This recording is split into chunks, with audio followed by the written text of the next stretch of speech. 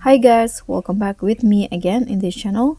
On today's tutorial, I'm going to show you how you can create a clear cinematic color grading in the CapCut Mobile. So just add your videos that you want to edit to CapCut like this and go to adjust.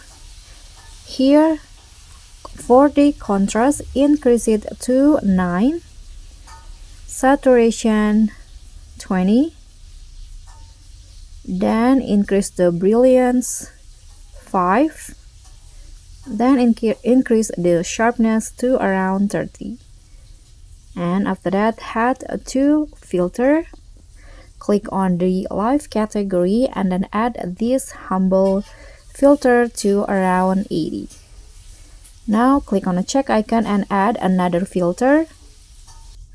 So here click on the filter scenery category and add this clear 2 filter around 80.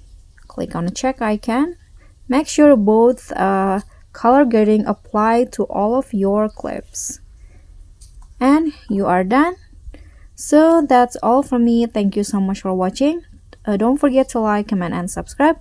Also click on the thanks button. Bye.